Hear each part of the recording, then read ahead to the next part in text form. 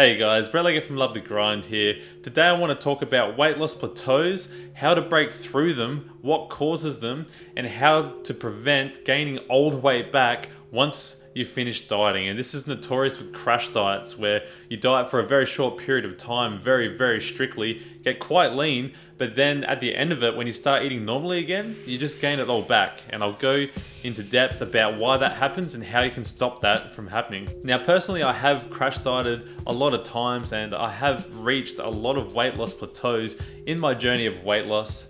And I had a lot of failures, to be honest. You know, there's a lot of times I gained the weight back, or there's a lot of times where I didn't figure out how to really break through that weight loss plateau barrier. But now I definitely know, and I've definitely seen the results in myself and in others. So I'm going to share that with you here today. Now, what the main issue here with gaining the weight back and with weight loss plateaus is a slowing of the metabolism through low calories or low carbohydrates. So in order to keep the weight off after you diet, and in order to break through a plateau, you need to fix your metabolism, speed your metabolism up. This means switching from a state of metabolic stress to what is called an oxidative metabolism. Oxidative metabolism is the most efficient way the body creates energy, and it's not possible without carbohydrate or glucose consumption. Now, low carb enthusiasts in particular argue that carbohydrates are not an essential nutrient because your body can make it itself. They also say that burning fat or oxidizing fat as fuel is somehow a healthier option, even though it is the act of inducing metabolic stress.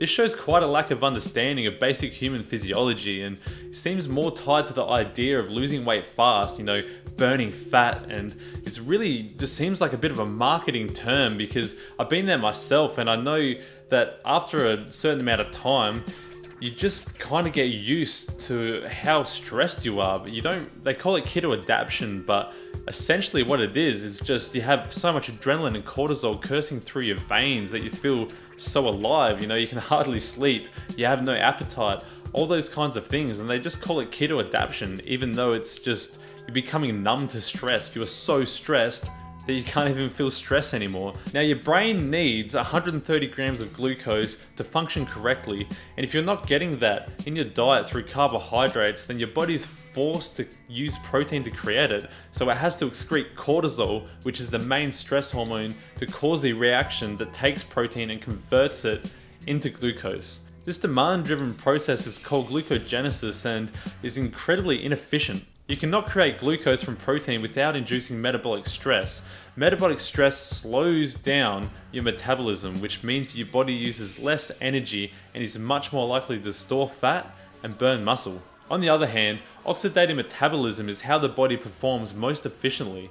By using carbohydrates as your main source of fuel and limiting stress factors like low calories, low carbohydrates, and unsaturated fats, you can boost your metabolic rate quite substantially through the increased production of T3 or thyroid hormone, which controls metabolic rate, and it also increases anabolic and anti-stress hormones such as testosterone and progesterone. So if you find that you've hit a weight loss plateau on your diet, it's most likely because your metabolism is so stressed that it has slowed to a crawl. Pushing your body into an oxidative metabolism will correct this issue and help you to feel better, continue to lose weight, and reduce your stress drastically. To achieve this, you simply need to switch to a high carbohydrate diet that is as low as possible in unsaturated fats, with adequate amount of protein, usually at around 100 grams a day, although this can vary from person to person depending on a variety of factors. Generally, I'd recommend that if you are currently at a plateau and not reaching your goals, to increase your daily intake by 1,000 calories. 1,000 calories straight off the bat, and then increase as necessary depending on the progress you make and feel in the coming weeks and months. The reason for this is that your body literally does not have enough energy to perform correctly, and you will not see any change without giving it the energy that it needs to function correctly. Now personally, I was stuck at a plateau after losing 9 kilos in 9 weeks, which is about 2.2 pounds a week consistently, and I'd gotten down to 1,400 calories a day, doing a ketogenic diet coupled with a pretty extreme intermittent fasting regime that involved at least 20 hours of fasting a day, and then consuming those 1,400 calories within a 4-hour window. Now some days it was around 23 hours of fasting, and 1 hour window. So you can imagine how stressed my body was at that time. My adrenaline and cortisol levels would have been through the roof, as it was causing me to have this intense flight or fight type of energy and focus, but I could hardly sleep. I was completely fatigued when it came to physical activities, easily angered, and just generally not great to be around at times.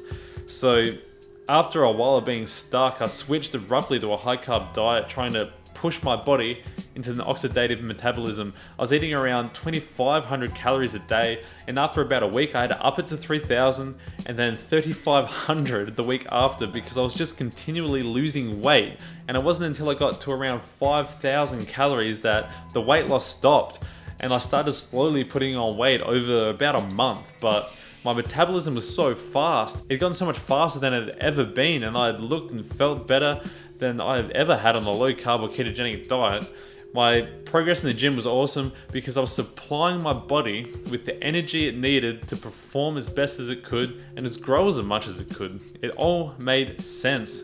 It all finally made sense. So remember guys, if you're not making the progress you want, or you've reached a weight loss plateau, what you have done to get you here won't get you to where you want to be.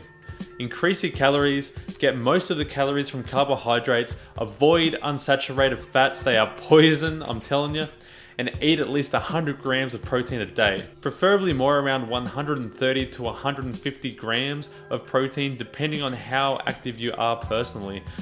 Thanks for watching guys. Hope you take this in and put it into practice. Tell me your own experience in the comments below. And if you feel like you need some extra guidance and accountability to successfully hit your goals, send me an email at highcarbcoaching@gmail.com. That's highcarbcoaching@gmail.com. And we can see if my coaching is the right fit for you.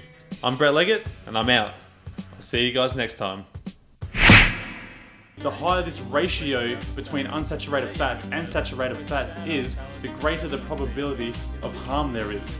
All systems of the body